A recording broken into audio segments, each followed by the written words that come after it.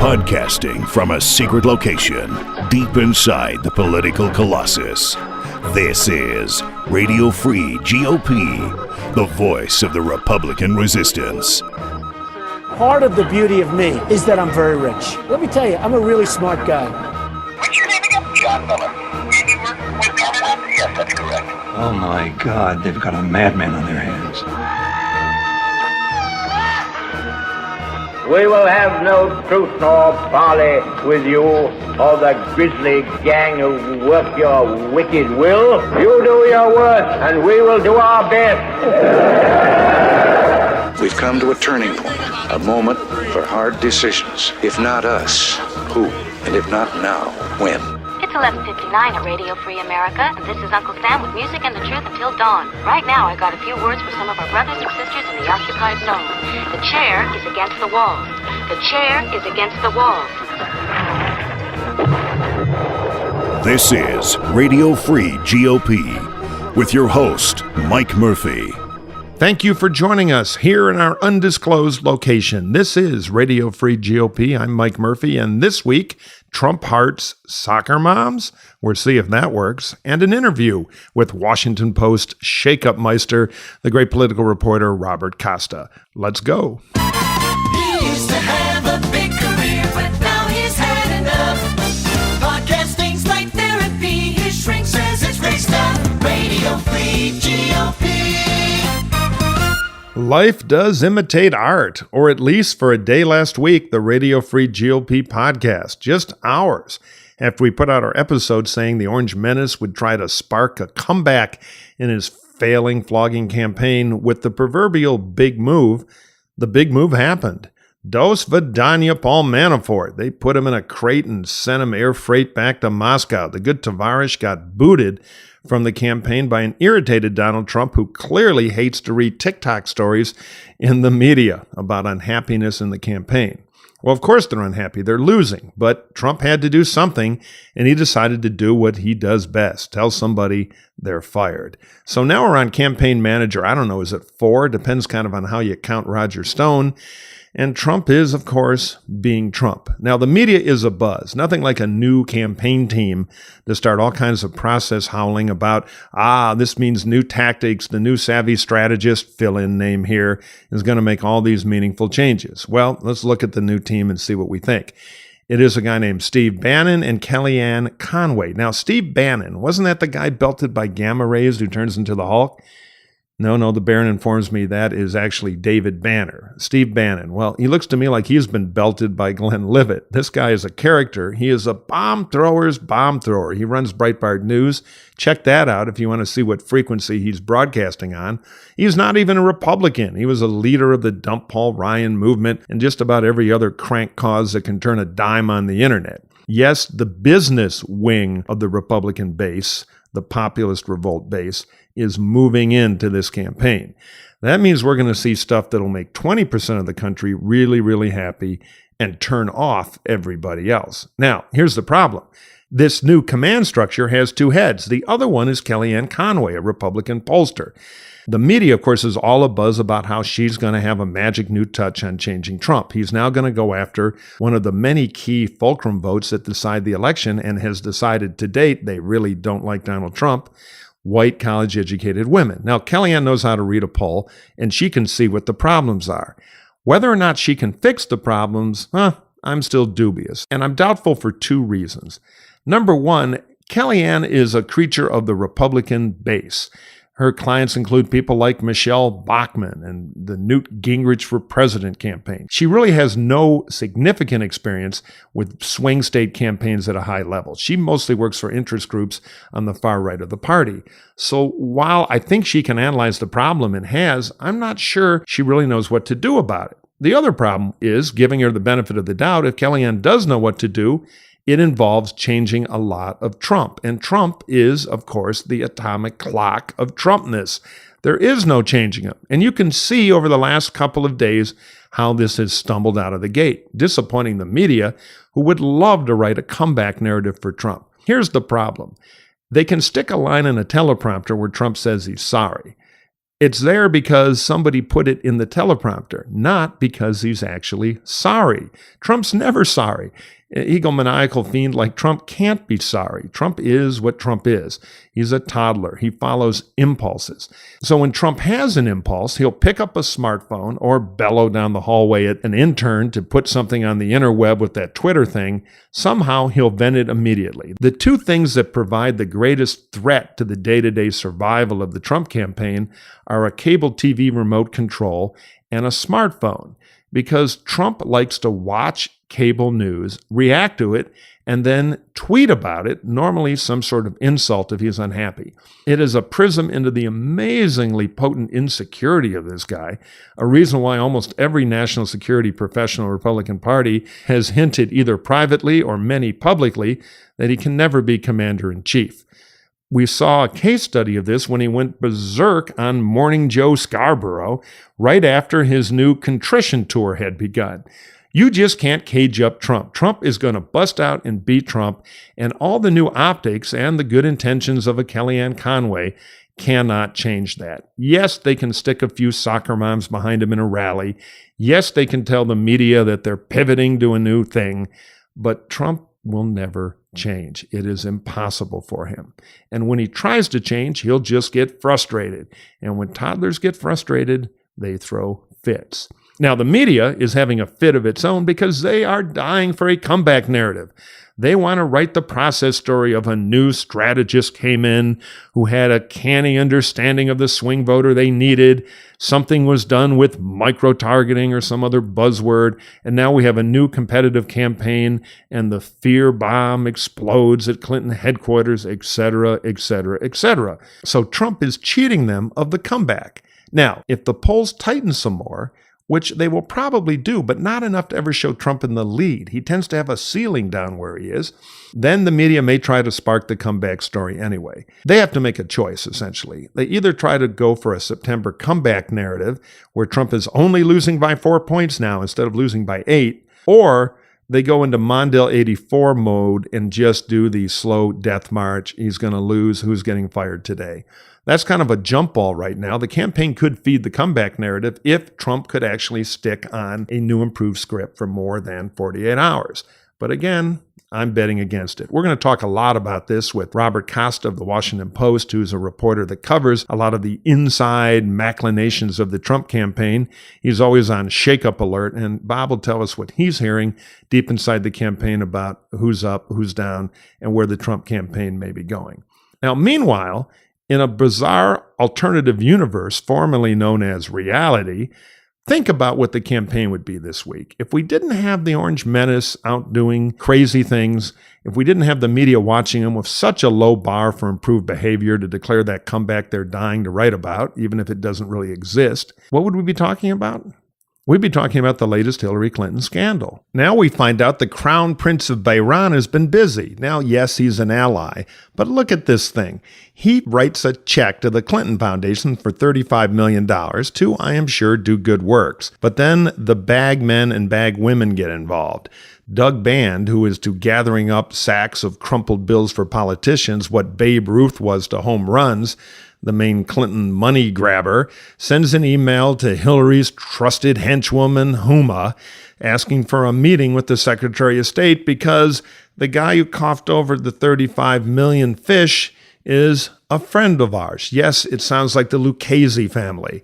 So then they get, of course, access to the Secretary of State for the Crown Prince. Now, the Crown Prince of Bahrain is enough of a strategic partner for the United States that he can probably get a meeting, understandable, but why the middleman? Why the crumpled bills? In the days of old, this scandal alone would have been enough to call for a Secretary of State's resignation. But in the world of the Orange Menace, with the Donald's madness blocking out the sun, a terrible Clinton scandal is back on the secondary pages. Now, I think it'll raise some hackles in the media because it's so big as to be unavoidable, along with some of the new emails and the continued Clinton evasion of any sort of standard of truth and transparency in this stuff. The noise from this should be enough to knock her polls down a little bit. But I think all the optic switches and campaign managers of the week can't fix such a broken candidate. Now let's cover the overhead. time for a little payola. Mike Murphy, podcasting sanity, Radio Free GOP.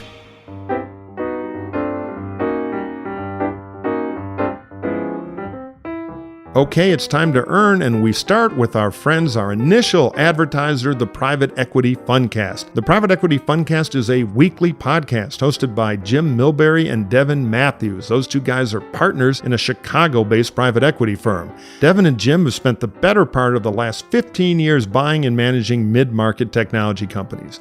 The Funcast draws from their collective experiences to pull back the veil on private equity, and they have a great discussion. You will hear references to music. I even heard a great poll the other day, the legendary comic Dom Herrera. That's right, Dom Herrera, who crushes comedy rooms. If he's ever in your town, you should go see him. He came up quickly as a topic on the Funcast. These guys are interesting to listen to. They talk about everything from the 7 deadly sins of private equity to the good, the bad, and the ugly of board meetings. So if you are a founder or owner of a business, if you work in management for a private equity-backed company, provide services to private companies as a lawyer, accountant, or investment banker, or just like to geek out on private equity, you should subscribe to the Private Equity Funcast on iTunes or Google Play.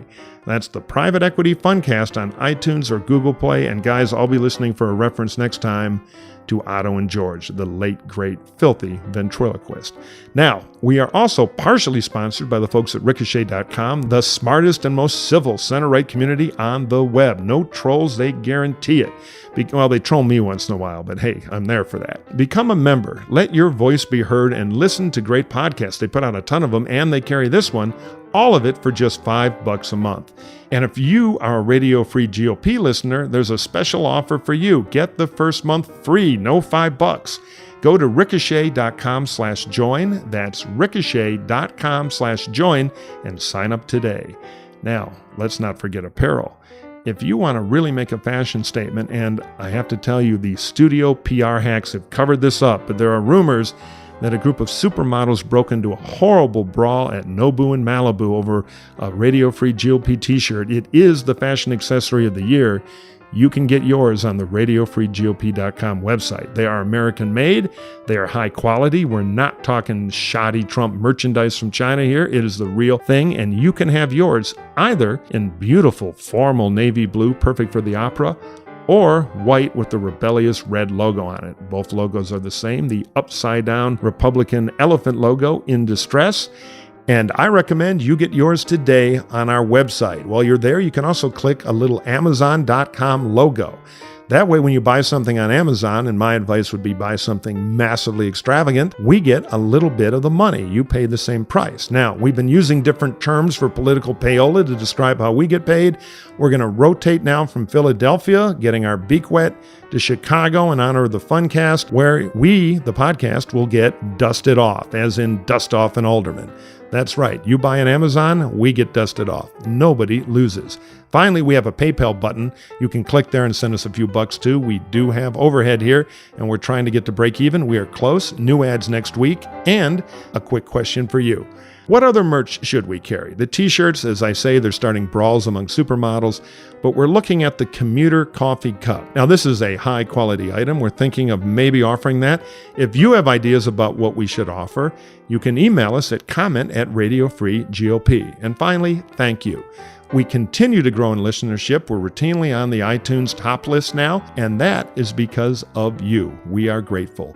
The reviews you put on iTunes, those star ratings, and we average about 4.9, they really help move the Apple algorithm to give us more publicity and visibility on the site, which picks up more listeners, and the Republican menace grows. So thank you for doing that. Please continue. And now the payola is concluded. Let's get back to work.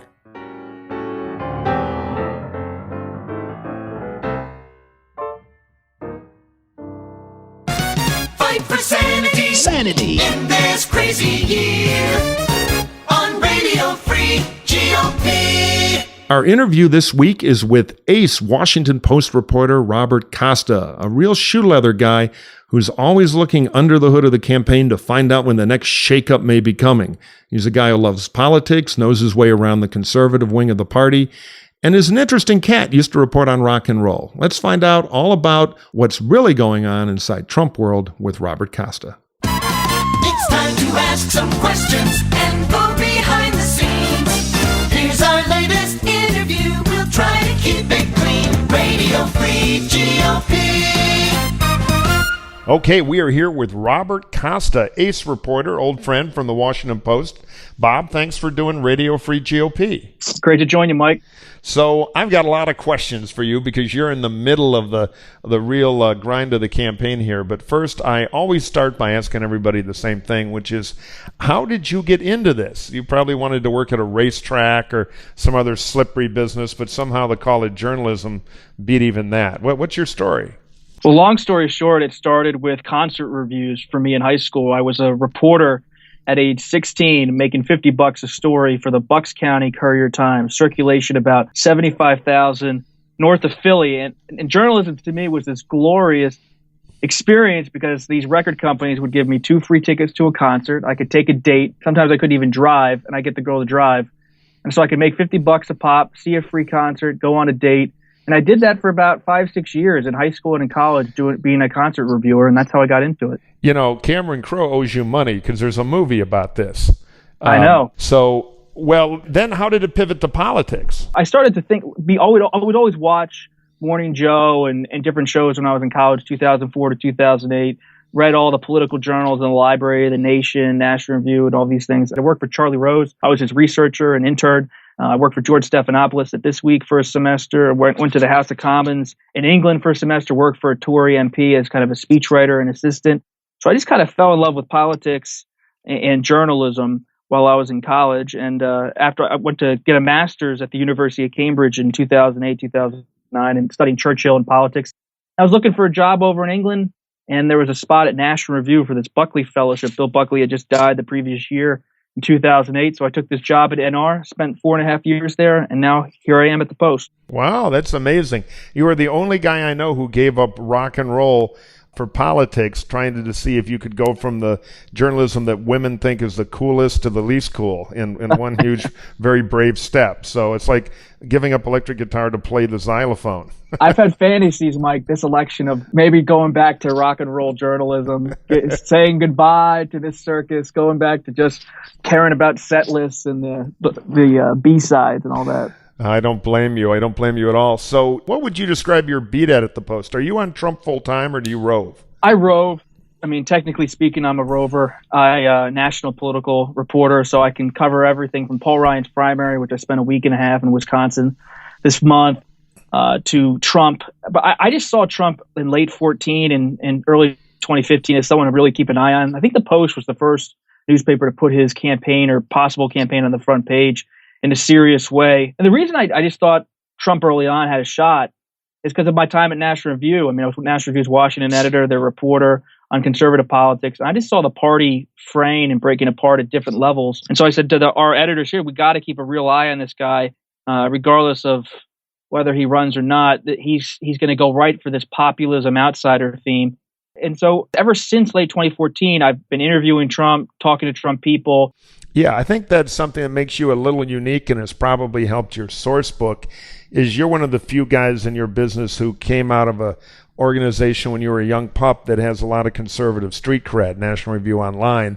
So you probably have a lot of sources in the House caucus and places like that where they tend to have, in my view, an irrational, but it's very much in place kind of a fear of talking to the quote mainstream media. So you probably have your ear in the conservative circles a little more than the average political reporter would, and you'd see those tribal tom-toms banging and figure out how the primary might resonate to Trump. That's generous of you to say, and people say that from time to time. And I think the way I always think about it, though, and I think the comments are nice, of course, but it's almost like coming out of a trade publication. Like, let's say you work at Car and Driver for 5 years. You know the car industry more than the average reporter at a national newspaper because you're obsessed with the car industry. Doesn't mean you're for the car industry, doesn't mean you like Ford or Chevrolet, but you're into that whole scene. And I just was marinated in all this stuff. I started at National Review in 2009, came down to D.C. covering all the Tea Party protests, and then all the way up to 2013 with the government shutdown. I mean, I was the kind of guy who would go write 800 words, 2,000 words on the Freedom Caucus or Michelle Bachmann's campaign manager,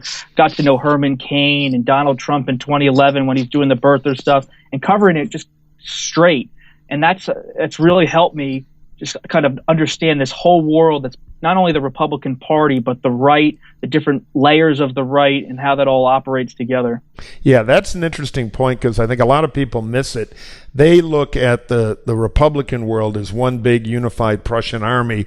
They don't realize there are all these niches and corners and substratas and factions and personality cults and everything else. It's kind of a diverse ecosystem. I mean, I was booked, and I want to thank the organizers for booking me in the paid speaking gig to Politicon this year out in LA, which is kind of like the comic book convention for politics.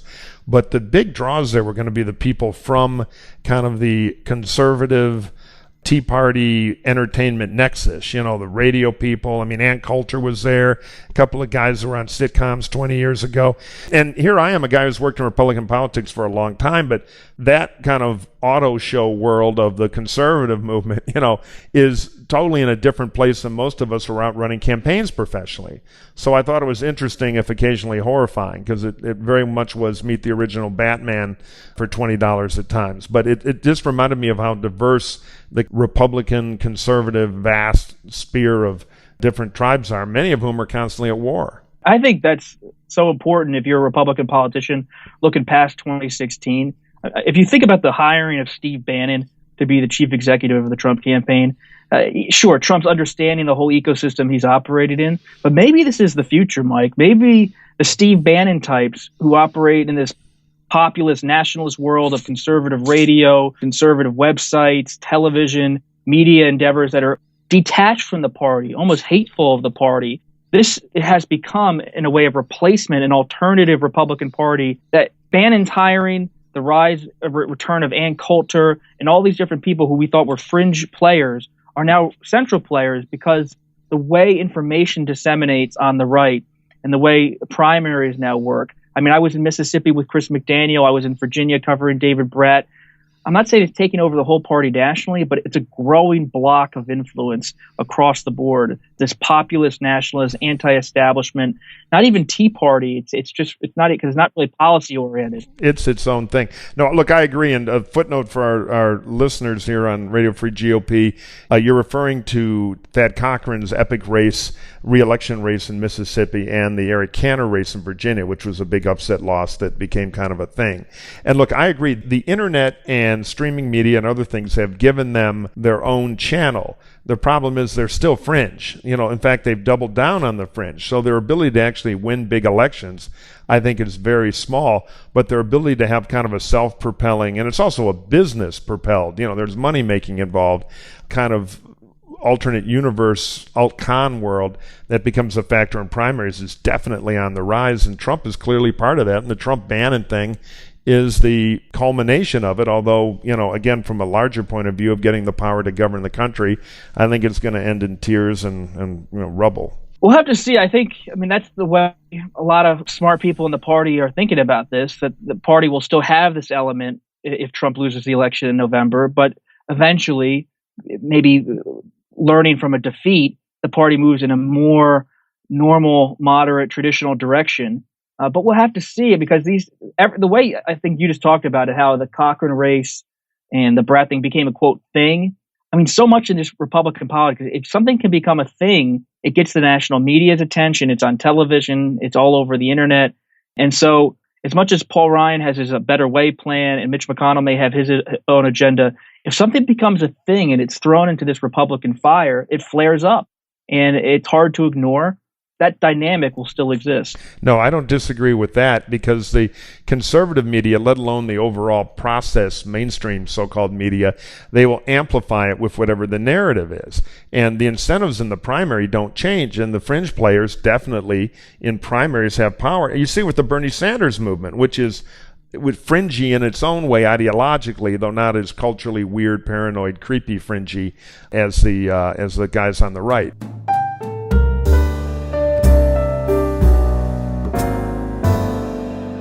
Now, the thing that drives me crazy is, in this great battle, a mathematician rather than a priest, and trying to get the party into a modernized conservatism that can win elections, is you take something like, and I'm going to digress for 5 minutes because it's an obsession of mine, the Dave Brat defeat of Eric Cantor. Now, everybody said, oh my God, radio queen Laura Ingraham showed up and with the power of AM radio wiped out the powerful Cantor. Well, the truth of that election is Cantor was a bit estranged from his district. He hadn't been there enough.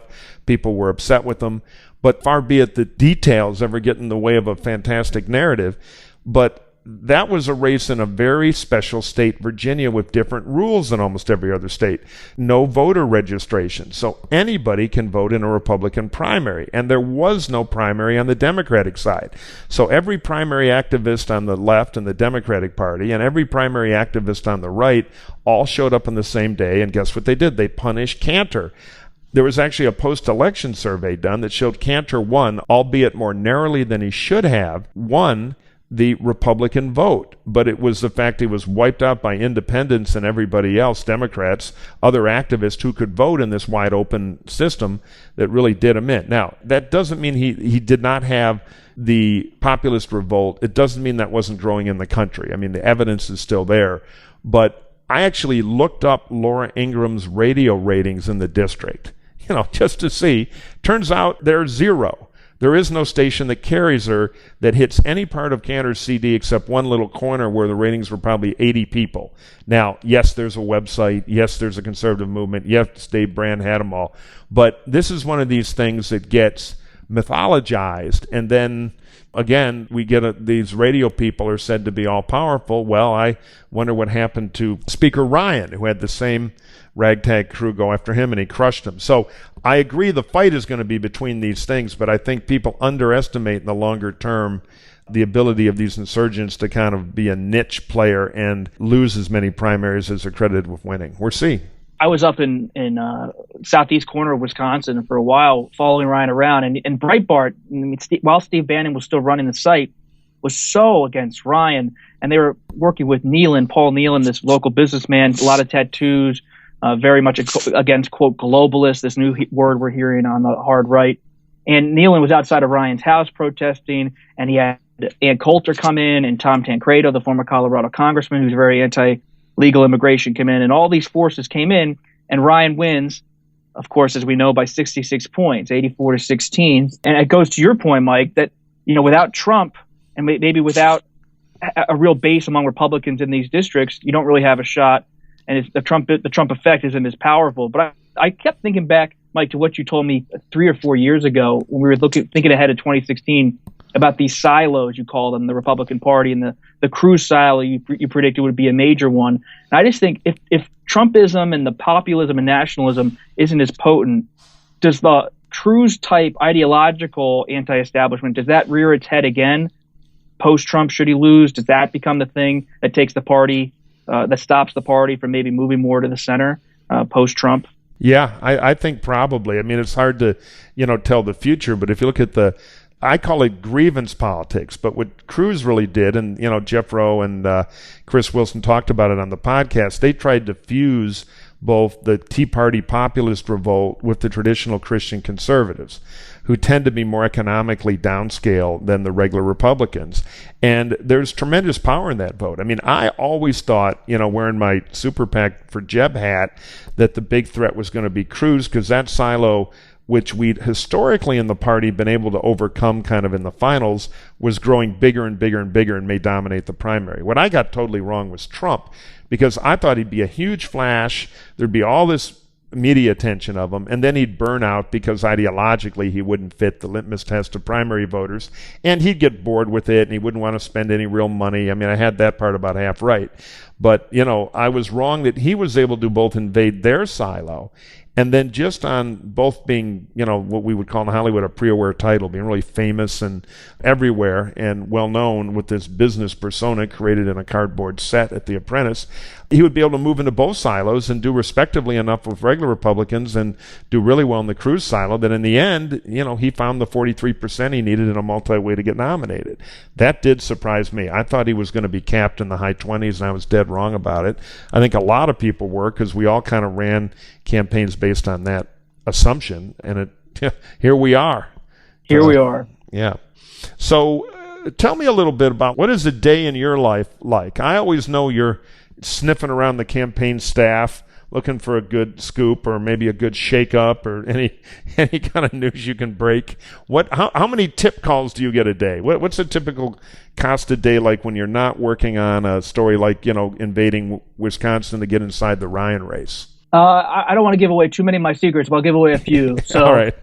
Fair enough. So I think the way to really cover national politics and national Republican politics in this day and age is the most important thing is still the phone call. I find that one way to outpace your competition in this business is to not be constantly doing a flurry of emails. And so the most important document I have in my life and for my professional life is a Word document that I am constantly tinkering with that has different cell phone numbers for sources. Because I feel like in this time, everyone always has their phone on them. Even if they're not checking their email, they're checking text or they'll take a call. And people actually don't get called as much as you would think in politics. They're getting emails, but they're not getting inundated with calls. So I'm always making calls in the morning. I think through the night before, who are the 10 to 20 people I want to call? And sometimes you got to cut these calls short because you don't have time to shoot it with everyone for a long period of time. But I always try to say who's meeting with who's talking to who, is there any memo that's circulating, is there any upcoming meeting or trip that's planned, what's the thought process on a lot of this. So you want to get a download from different people, and sometimes people will reveal information about a meeting, a phone call that happened, a strategy or a policy that's being cultivated or crafted behind the scenes, and you just take that down the line, different things you're hearing. A lot of times it has to be done in background.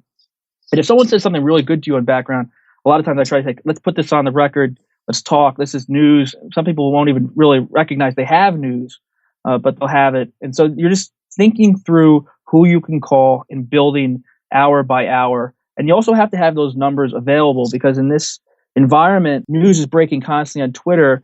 And that's how you have to be able to react quickly and build a story at a place like the Washington Post, to be able to call 5 or 10 people immediately to get not only the background download, but some good on-the-record quotes from some big voices and from some minor voices. Yeah, that's what they used to call shoe leather. I knew a legendary old State House reporter who pretty much camped out near the men's room because, hey, everybody's got to pass here once a day. And, a lot of scoops.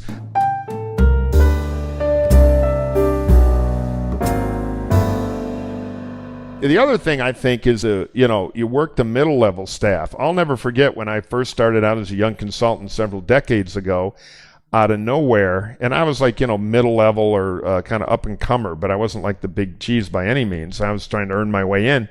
I got a call from Robert Novak, and I knew, of course, who he was. I'd seen him on television. I'd read the Inside Dope column they used to run on Saturdays, and I was stunned that Novak even had my number. But Novak called me up and said, "Hey, I'm Bob Novak." I go, yeah, I know. And he said, "Look, here's how it works in Washington. You're either a source or a victim. Come have lunch with me next Thursday." And but he found me, and I was quite flattered. And I was always circumspect because I knew Bob would print it. He was a good reporter. And Russert was the same way. He would pound the phones like crazy. Before a Meet the Press appearance, he'd start up saying, he'd call around town and say, "I've got this person. What kind of stuff do you think?" So he had 100 people in politics thinking and giving him tidbits and everything. It's exhausting, but you're right. The phone is a big weapon. So you're pounding away. Let's see what some of those phone calls are resolving in, because I think we should dive into a little Trumplinology here. What do you make of the big "I'm a nice guy" routine? Every time I see Trump, I think of Don Rickles because he's doing his act half the time, not nearly as well. Rickles used to end it with a song he had written, "I'm a nice guy," and now it's like Trump is doing that routine. Do you think it's working? Do you think anything's really changed? What's your take on Trump as of right now, which would be Monday morning? Well, I think the relationship with Kellyanne Conway is an important one because she comes from New York. She's been involved in different circles around Trump for a long time, and she knows Trump's friends. She knows Trump's political allies. And so even when she was working for the Cruz Super PAC and that kind of thing, she was in this orbit around Trump of New York conservative types, Republicans, and they all socialize together. They're all friendly. And that's a key group around Trump. And so she's been able to integrate, because of her chemistry with Trump, her relationship with Trump going back years, as someone who's a New York Republican who likes Trump, who's friendly with Trump. She's been able to talk to Trump, not necessarily as an equal, but as a friend and a confidant. And he gets her and he likes her. And so I think she's been able to, based on my reporting, to say, hey, we're going to have some expressions of regret. You should get out there so you can engage some skittish voters in the suburbs of North Carolina and Ohio in a more meaningful way. And she, because of her background, she knows how to communicate to Trump. And so whether it's working, who knows, Trump's going off on Twitter as he always is after the regret speech last week. But you're seeing from Trump an acknowledgement that he has to listen to some people. And that kind of chemistry is so critical, because I never heard about that when I would call and ask about Manafort, how Manafort was talking to Trump. What Manafort had was a generational connection with Trump. They were they're about the same age. Manafort had an apartment for years, still does, in Trump Tower. And so it was always Donald to Paul Manafort, and it was Donald this, Donald that, you got to do this. But he didn't click with Trump as kind of a New York kind of guy who liked a little bit of pugilism and a little bit of fight. Yeah, so Kellyanne has those kind of social roots in the New York, Manhattan conservative world, which is yet another ecosystem all its own. And so you're thinking she could be a little more connected to everything, which might have a better impact on actually being somebody Trump might listen to, at least for a week or two. And I think the other thing Conway brings is her ability to communicate polls. I think one of the most underreported parts of Trump's personality is his obsession with polls, not just sharing when he's winning, but you talk to people who work with him at NBC with The Apprentice. This guy would read over ratings data constantly, and he'd get agitated by it or he'd love it, depending on the ratings. And he digests polling information in the same way. So in Conway, you not only got that background in social rapport, but you got someone who can communicate to Trump in a language he speaks, in communicating polls as if they are ratings. And that's also enabled her to keep him in the loop. He's always asking his advisors for the latest polling. He doesn't do much polling himself, but he wants more. He wants the crosstabs. He wants to understand where he's going up or down in certain polls. And the Manafort crew, according to a couple people I've spoken to, didn't always immediately share polling information with Trump, especially if it was bad, hoping to keep him in good spirits and keep him focused. And Conway, though, she's sharing polling information with him constantly, which he likes. Yeah, no, I heard that Manafort would order up polls mostly for him while Trump was in his own road bubble watching cable TV and tweeting. Now, that's interesting because what Kellyanne, if she has a relationship with him, might be able to do is widen his understanding of polling, because he clearly strikes me as the type of guy who only looks at top-line numbers. He doesn't really understand the more sophisticated data from the crosstabs, so she might be able to do a polling for dummies kind of course and get him not to be just purely looking at horse race all the time. That's right. And she's also, she spent a career looking at polling data about female voters and how Republicans have to speak to women in a different way in some areas, and how they have to perhaps reframe their pitch. And so I hear that's what she's talking to Trump about. And one thing that's helping Kellyanne Conway more than anything, I was actually talking to a source about this last night, is when she joined the campaign, the first person she became close with was Ivanka Trump. And she helped Ivanka Trump with her convention speech, where she talked a lot about women's issues. And working the Ivanka angle and becoming friends with Ivanka has helped Kellyanne, because Trump, of course, has his daughter, as his eldest daughter, as one of his chief advisors and associates. And Kellyanne has Ivanka's trust, and she has Trump's trust. And that emphasis on tone from those two is a powerful thing in a tightly knit inner circle. What's interesting, though, what you hear from kind of the highly experienced Republican pollsters and consultant world, the grumpy old guys that, in my orbit and women in my orbit, is Kellyanne is socially more connected to Trump. I've heard the same thing. But Kellyanne doesn't get it. She understands polling, but she was Michelle Bachmann's pollster, Gingrich for president, never done a real statewide, let alone a presidential. She's from the fringy place, so she'll do a better job of connecting with Trump to help Trump do a better job of trying to win the Republican primary, which is long over. She doesn't get the positioning issues because she's not that experienced in any swing state. So it's kind of like he has a new trusted doctor, but still a witch doctor. What do you think the pushback on that is? It's true. Her experience is Newt Gingrich for president. She came out of the Frank Luntz organization years ago. Though I've never seen her do a focus group on TV, so I'll put that in her corner. But I think the other thing Conway brings is Conway's been the one on television almost everywhere. She's ubiquitous on the Sunday shows, on the cable shows, on PBS. She is the face of the Trump campaign. Steve Bannon, who loves television, makes movies. He hasn't been anywhere, hasn't done interviews. So Conway has taken on the role of spokesperson. I think Kellyanne is a good TV pundit. I think the jury's out on her political consulting chops, and we'll see. But Bannon seems to be hiding to me. It's like they've hidden him. Because he's Well, he's not hiding. He's not hiding. Okay, so yeah, you know better than I do because I'm not really in contact with the Trump High Command. This is Radio Free GOP Resistance Radio here. But what is Bannon doing? Because it does seem like the Kellyanne show and the process narrative is all kinder, gentler Kellyanne will make kinder, gentler Trump better. So that is the process narrative. I bet the Bannon's actually the more intriguing figure right now because he's not doing the TV, he's not doing the public appearances. What I hear Bannon is doing is he's talking to Trump constantly. And the way Trump works is if you're out of favor with him, he never speaks to you, that kind of thing. But when you're in with him, he's calling you multiple times a day. And I hear Bannon's in that role right now, 5 to 10 calls a day from Trump. What do you think about this? What should we do about that? Trump was in Bedminster, his weekend retreat in New Jersey. He loves going to that golf club in New Jersey, Mike. He golfs, he hangs out with friends. That's where Roger Ailes comes to see him. That's where Steve Bannon comes to see him. And he's using Bannon to think through the Clinton critique. And also Bannon, from what I hear, is allowing Trump to just say whatever he wants. So Conway is trying to temper Trump in some ways on tone and messaging. But Bannon's the kind of guy who's feeding him information, stories about the Clintons, different kinds of policies. I hear Bannon's also telling Trump this.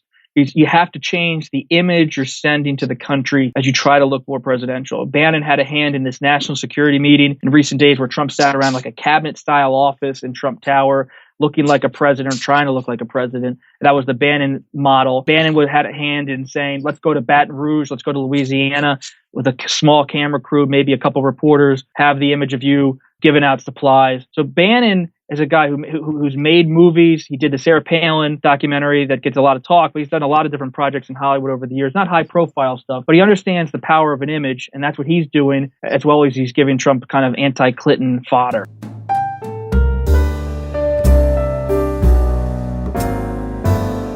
So he's doing the optics, but I'd say it's still fringy.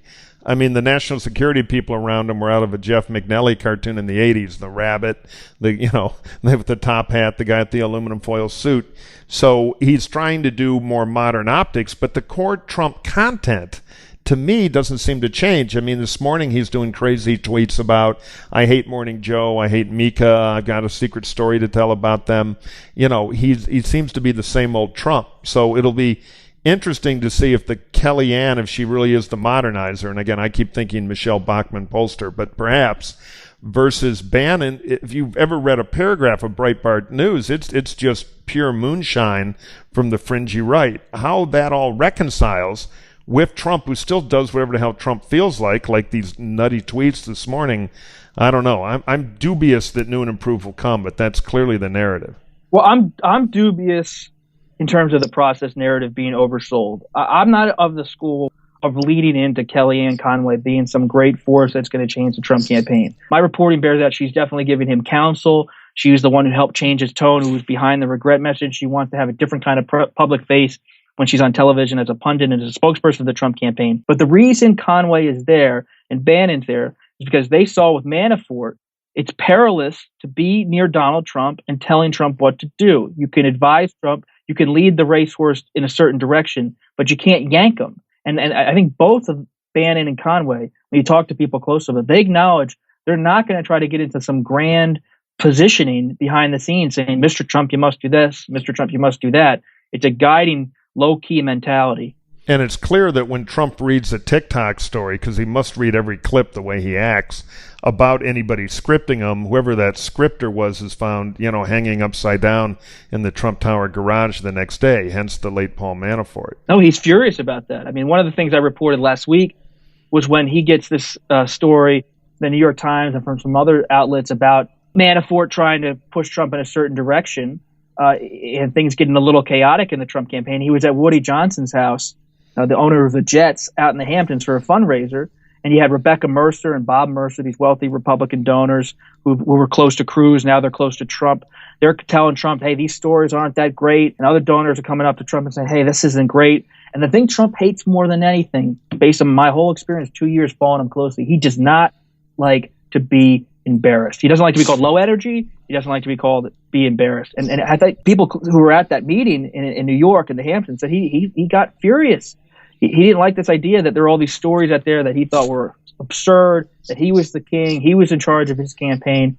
And that was really the beginning of the end for Manafort, because starting the next day, Trump goes to Bedminster as ever, and he meets with Bannon, and he starts moving to hire Conway as campaign manager.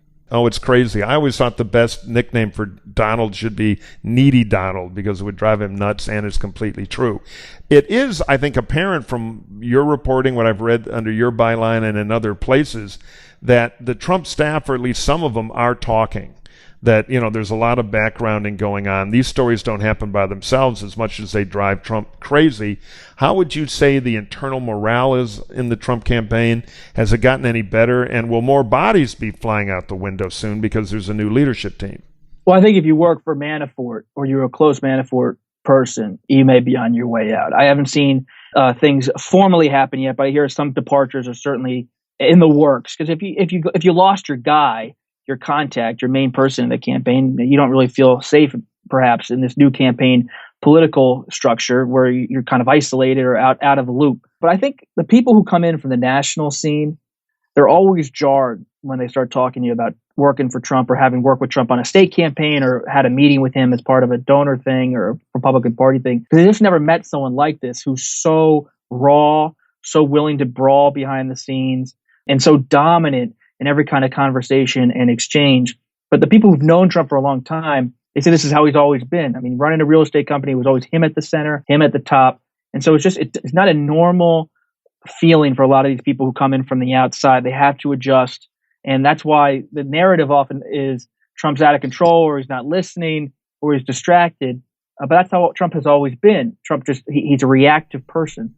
Yeah, I've talked to a lot of people who've had personal experience of dealings with him, and some high dollar guys who've had the charm offensive. And what I always hear back is, can be very charming, but without a doubt stone cold crazy and complete egomaniacal, like everything but the Mussolini portrait behind him.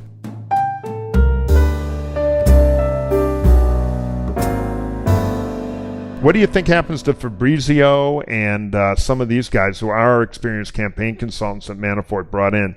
I doubt they're going to want to work for Kellyanne, because in the pollster hierarchy, that would probably be difficult for them to accept. But do you think Tony will stick around? A lot of people have signed contracts with the Trump campaign, so I think that may have some role. I think Fabrizio, Rick Gates, Lori Gay is now out of Super PAC, but the whole Manafort world still with the Trump thing, but some of them may leave. I think that's what we're going to start to see. Does Kellyanne Conway and Bannon in these last 79, 80 days of the election, do they bring in their whole network to try to fill in the spots? The other thing we're hearing is Reince is back in. He gets along with Conway. He knows Bannon. Of course, Bannon and RNC do not have a warm relationship, but Conway is someone the RNC feels like they could work with. And if Conway is going to be on the plane, that's why Sean Spicer, the communications head and strategist for the RNC, that's why he's headed to New York a few days a week now, kind of run the comm shop so Conway can be on the plane. Yeah, how does the org chart work between Bannon and Conway? Who's in charge of what? Bannon is someone who, in spite of never having run a political campaign or been involved in a presidential campaign, he has run a major media organization. So he's been at Trump Tower since last Monday, thinking through the organization, the staff, what needs to be done. Because Breitbart actually, with offices in London, Texas, California, New York, D.C., it's a pretty sprawling right-wing empire. And so he's looking organizationally at what he needs to do to try to rethink the Trump campaign and its hierarchy. Conway is someone who's really the public face with Trump as a confidant, the traveling person, and the pollster. And she's on the road trying to make sure Trump doesn't say anything completely crazy. There's probably a fairly low bar, but, to try to soften the tone and police him a little bit, because the main news-making machine at the Trump is not the communications team or anybody doing any serious messaging. It's what Trump blurts out at a rally. Right. I mean, I hear Conway actually is not so much the person saying, Trump, you can't say this, you can't say that. But the people Trump listens to the most on discipline is Rudy Giuliani, who's been having a lot more traveling with Trump. Now, Rudy Giuliani's been out there talking about Secretary Clinton as having a potential illness and all of this. So he enables Trump on some of those instincts. He's not reining Trump in, but he's seen as someone in the past who has reined Trump in. And some of Trump's business friends, like Tom Barrack, private equity guy from California, he's seen as someone who can call Trump and say, hey, maybe you've had enough on this. And, I'm anti-Trump, so maybe I've got rose-colored glasses, but I've been around a lot of candidates and a lot of campaign organizations that it is still essentially a regiment of enablers, just different types of enabling. Some who say kind of the French vanilla ice cream theory of, well, let's enable them in a nicer way. Others who are pure Trump bomb throwers. Under the pressure of a campaign hitting, September and October, I just don't see big strategic changes, but we'll see. But the thing is, when you cover the Trump organization politically, personally, business, what you learn is the reason people enable Trump and are very supportive of Trump when they're around him and encouraging of him is that's a way to survive when you work for Donald Trump. That was true of Stalin too. So parallels are troubling. But continue. I mean, my point is, Trump is not the kind of politician who loves confrontation and counter thinking. Now, what's interesting about Trump is that he is the kind of person who would annoy someone who in a traditional campaign as a strategist because he calls tons of people on his own. He's always talking to people about what they think about the media, about the coverage of his campaign, his public image. So he's always soliciting advice. It's not that he won't listen to advice, but if you work for him, if you actually are paid by him, it doesn't often end well when you really go hard at him and saying, Mr. Trump, you're doing this wrong. That just hasn't worked in the past. Corey Lewandowski survived for a long time with the philosophy, let Trump be Trump. Manafort lasted 2 months with trying to make him a more disciplined. And even Manafort was not a wrangler. I mean, Manafort was the kind of guy who said, maybe the Taco Bowl tweet isn't the smartest thing, but he wasn't laying down the law to Trump.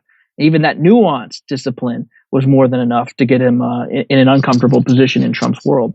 So as president, he'd basically fire anybody who disagrees with him, which is another reason we're going to have to change the nuclear codes. And if he ever gets the football, just promise him it works. What do you think of this current narrative that the race is tightening and Trump has pivoted and it's starting to work? I think it's a little too early to tell, and I think the news cycle off the crazy tweeting today will be a counterweight to that. I do expect it to naturally tighten a little, but do you think there's kind of a media incentive, particularly in the cable world, to have more of a race, so we're going to see Trump have at least an alleged comeback now for a while? I think we're going to see the comeback narrative perhaps at some point, just because of the way the race is unfolding. Clinton is not carrying this away. She's well ahead in most of the states, but she still had a historically high negative ratings. So that gives him this ability to navigate, so to hover sometimes around 35, 40, 45%, more than the 40, 45% range, where he's only 5 or 6 back in a lot of places, or maybe even 2 or 3 back. And so it seems competitive. And the Trump people have belief that there are a lot of working class voters out there, registered, non-registered, who will come out in states like Ohio, Pennsylvania, North Carolina, and Florida, and maybe put them over the edge. They know, they see the polls and they see they're behind, but they think there's this mass out there that's just fed up with both parties and could move to Trump. It seems to me they bought into the old Ted Cruz missing millions theory. And so, I mean, I'd be curious, what is Kellyanne, who, can read a poll, telling Trump when I read these polls? I see that minorities hate him, a third of the vote, or 30%, and that college-educated voters, he's historically behind. So he's got 2 groups he's got to deal with that have a choke on him now he can't break. I doubt he's going to change minorities. Maybe he can get a little better. And unless he dramatically changes college-educated white voters, particularly women, he is sunk. So they either have to tell him he's got to move all that, which in their hearts maybe they have found a way to believe, or they've got to go with the missing millions theory of it's okay, you blow the right dog whistle, immigration, other stuff like that, and all these disaffected voters we've never seen before are going to show up, and that tidal wave will sweep you into the White House. And the media tends to give more credibility to that second scenario than I believe the numbers ever indicate is possible. But what do you think they're telling him? What does Trump think? How does he win? What's his theory? Well, it's really the debate among a lot of Trump reporters about what Trump's actually doing right now with his strategy about his outreach to African Americans. Are talking about you have nothing to lose if you're a black voter in Michigan. You have nothing to lose to vote for Trump. Is that really meant for those voters, the black voter in Detroit, or is it meant as a different way of pitching suburban white women in the suburbs of Michigan and in the suburbs of Ohio and Pennsylvania and Philly, where they're skittish, they're uneasy about Trump, but they see the outreach to minorities as maybe a way of moderating his message because the Trump campaign knows he's going to need to have historic margins among white men, and he's going to need white women to come out in droves for him as well, near historic margins among white women, including educated white women. He has to just find a way to get them out. And so by making a pitch to minorities in a certain way, maybe that's a way to loop them in, to make them feel better about Trump, about normalizing the Trump vote, to make it more acceptable in certain communities to be a Trump voter. Yeah, it'll be interesting to see if that resonates. It sounds like quite the carom shot to me. I mean, they just keep tripping over the shoes of the Trump persona, which I like to joke was built in a lab to offend swing voters. What do you hear from Clinton world? Because it strikes me from afar, and then I'd be very curious what your reporting is leading you to conclude. On one hand, they've got to be laughing their asses off. On the other hand, they have a fear vibe going on because deep down, I don't think many of them have much faith in their candidate.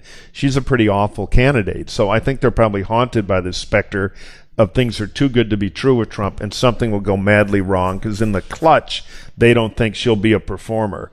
And so they're twitchy and nervous. So any media narrative of comeback would drive them completely crazy. What's your take on all that? Talking to Democrats, I feel like ever since Philly, they feel like they had a good convention. But there is this pervasive sense of nerves among Democrats, Clinton allies included, where they think Trump's making mistake after mistake, but they worry about the Trump theory. If he's actually going to get some of these disengaged voters, these working class voters who are not maybe telling pollsters the truth or aren't just talking about their support for Trump, Clinton has to be prepared. And I think they see the debate as a place where they could finally put the foot on the throat of the Trump campaign and just hammer it down the theme of presidential temperament, readiness. But they see the excitement at the Trump rallies. Now that they know, as everyone in politics knows, a big rally is not indicative of you going to win on an election, but they see there is that excitement and populism out there. And they were so ready to run a campaign in the fall against a Ted Cruz type or even a Jeb Bush, where you run against Republican orthodoxy and all these different things. With Trump, it's a moving target.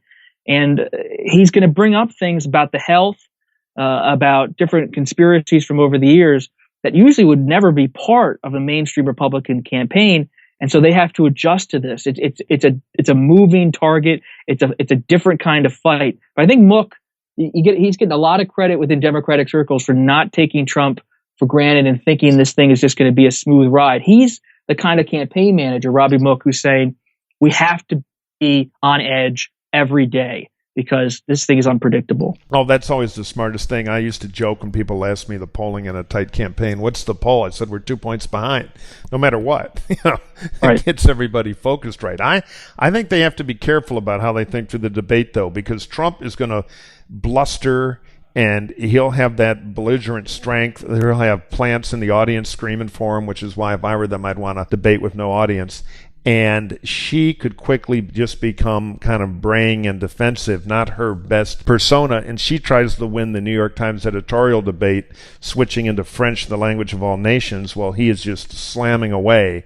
So I would really be thinking through debate strategy if I were them, because she has never had a creature like that on a stage with her.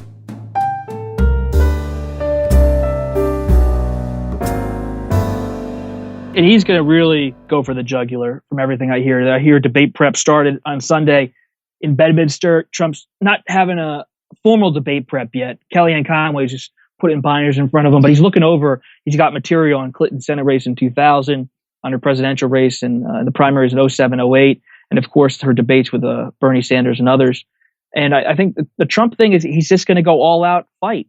I mean, there may be some subdued portions, but Trump loves to fight. People think, oh, maybe he's just doing this for political reasons. That is who he is. This guy loves fighting. I think that Trump will not help himself in a debate. He'll be an ass, but he can hurt her more than she may suspect.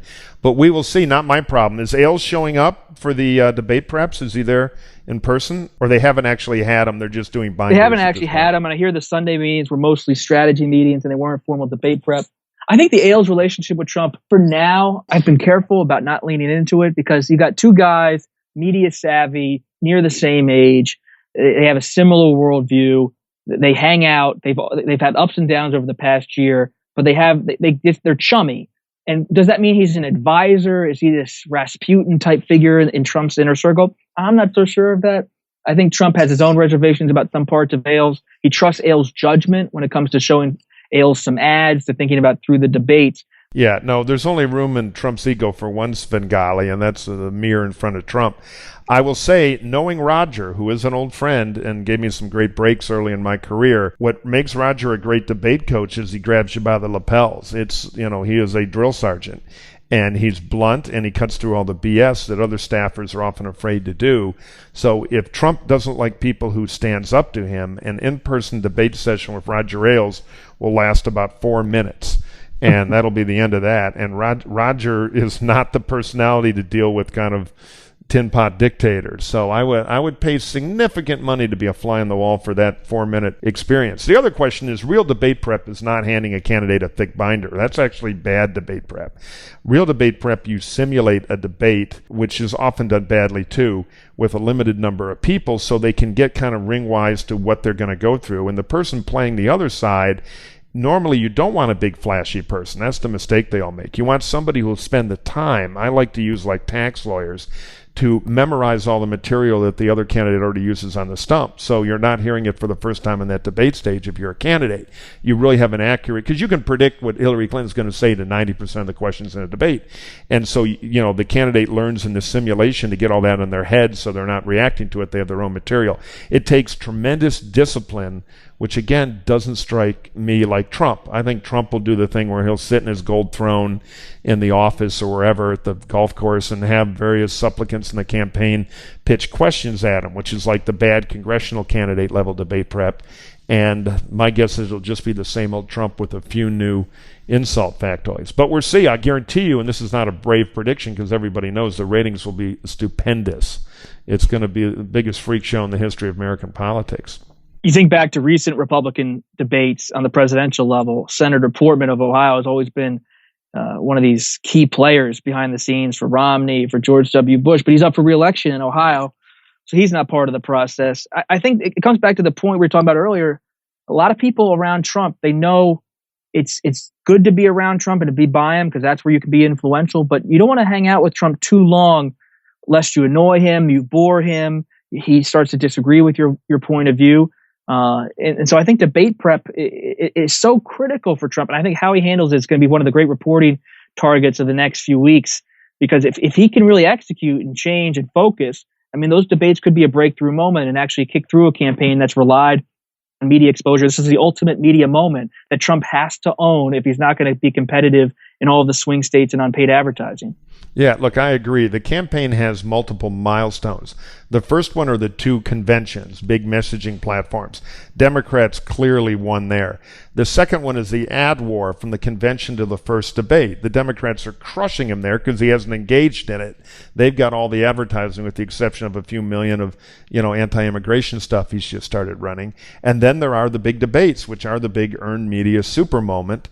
And he, that's it. And in the demographic cul-de-sac he's stuck in, he's got to have big things happen in the debate, and I think he'll be worse off by then, because my admittedly hostile to Trump theory on this, but based on his past behavior, is the grind's going to continue. He's going to give up on kinder, gentler because it won't turn any polls around overnight. He'll double down on crazy, and he'll be back to the media narrative of he was almost having a comeback, and now he's blown the comeback because he's crazy Trump. And we're going to get into more media shrugging that, this is Mondale again. And that'll drive him completely crazy, which is why I've never totally given up on the theory he might pull the plug pre-debates in mid to late September. I know it's a long shot, but I don't think it's impossible. It'll depend a lot on the next 2 weeks. Does he get that comeback narrative, or will he blow it all up? And again, the insane tweets this morning on Joe Scarborough and Mika Brzezinski are a bad sign. And it'll be interesting in the next 48 hours how that plays out.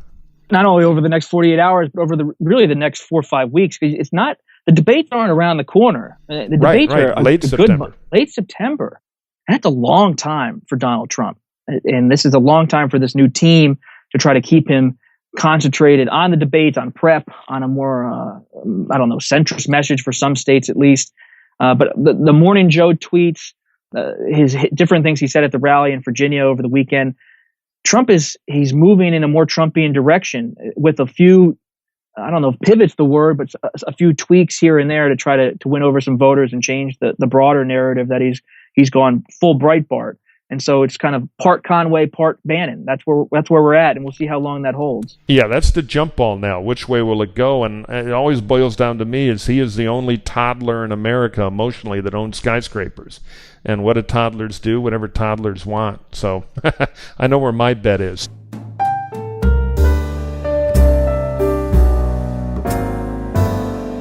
So I've got to ask you, as we start to wrap up here, the big prediction, when will the next shakeup be? Will there be a shakeup? I have a feeling that Ivanka's psychic nutritionist might be the next campaign manager in another 3 weeks, but maybe not. What's your prediction or your odds on yet another Trump 4.0 shakeup?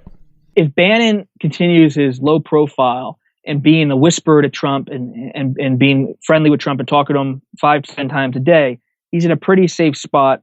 It becomes more vulnerable if you're on TV. And I know Trump, based on my reporting, got irritated at how Manafort was on the Sunday shows from the Hamptons, and he didn't like how Manafort always handled the interviews. So Conway's polish helps her, and her rapport with Trump helps her. And I think we're going to see some of the Manafort team leave. But you still got Roger Stone out there operating, having his own advice. You got all these different people who Trump's known for years. Corey Lewandowski is still in Trump's ear. So the idea of a shakeup, you can't rule it out. I mean, this is a campaign that's now had 2 campaign managers, that's had multiple senior advisors. People quit, Barry Bennett, Ed Brookover, in, out. It's a lot of tumult. And it's not just a first-time national candidate, but you got the whole Trump personality fueling it. Yeah, no, I don't think it is a campaign. It's a banana republic. I think there'll be another shakeup, and here's my prediction. I think Kellyanne does a good job on TV. She's a good TV pundit. I don't think the polling will close enough to get Trump in a comfort zone.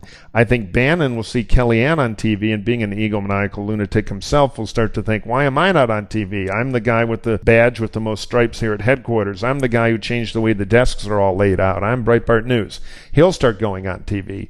The polls won't move. Trump, being a toddler, will agitate and go back to his core stuff even more. Bannon will say good, Kellyanne will say bad, and eventually Trump will kill one of the two of them publicly. That's my prediction of life in the Trump jungle. Meanwhile, the Clinton grinder breaking my and many other Republican hearts will keep going forward. Last question for you, Bob. What's the October surprise? What's the one thing we're not thinking of that could shake up the whole race? I think the October surprise, if it comes, is going to be how the Republican Party really either runs with Trump or does not run with Trump. And everyone talks about Bob Dole, 96. Okay, that's 20 years ago. It was a totally different kind of campaign. But if Trump does not pick up in the next 4 or 5 weeks, and you're approaching this first debate, and it doesn't go well, or even if it goes well, I think the October surprise is something that's a long brewing surprise. Does the party actually detach from its nominee? And Ryan Priebus keeps saying, no, Spicer's going to New York. I'm on the Sunday shows. I'm for Trump. I'm talking to Trump all the time. But the party is more than the RNC and Ryan Priebus. And if you're Mark Kirk in Illinois, Pat Toomey in Pennsylvania, Kelly Ayotte in New Hampshire, and you start to see these poll numbers internally and publicly, and there's no heartbeat there, then the October surprise is a full turn from Trump. Maybe. I'm not predicting that. I'm saying that's something I'm looking for. No, I think the things are lined up. If I were Toomey or Ayotte, I'd be out of there now, right after the Olympics. I would have done it earlier, because when you do it late, you get no credit. But if Trump goes into that debate on September 26th, if that is indeed the first debate, and he starts making pantsuit jokes and everything, and is real unadulterated Steve Bannon Trump, I think by October 1, there'd be a stampede away from him. And I agree, that would be the story of October. Now, where can people follow you and your reporting on the interweb or Twitter or any other social media platform that you like to populate with the latest shakeup report? Because I know I'm on the lookout. Follow me on Twitter at Costa Reports. I'm also on Snapchat at Costa Reports and on Instagram at the same. All right, my friend. Thank you for being here at the undisclosed location via a highly encrypted Skype connection. We're going to be on the move here at Radio Free GOP, and I'll see you on the campaign trail, Bob. Stay safe, Mike. Thank you. It's number one for rumors and fun. It's Resistance Podcasting, Radio Free GOP. Okay, that is our podcast. We have a new Trump campaign manager. We have Hillary Clinton on the defense over scandal Around the Clinton Foundation, the campaign with the end of the Olympics is starting to heat up. We'll be back next week with a new interview, more analysis, and once again, here they are. We have to escape the orthodoxy police, even though several are defecting. We now have agents inside the very people chasing us down. That's because the Republican resistance continues to grow. Country first, my friends. In the end, victory will be ours. Thank you for listening. Radio Free GOP, the resistant sound all campaign long. This has been Radio Free GOP, the voice of the Republican resistance, with your host, Mike Murphy.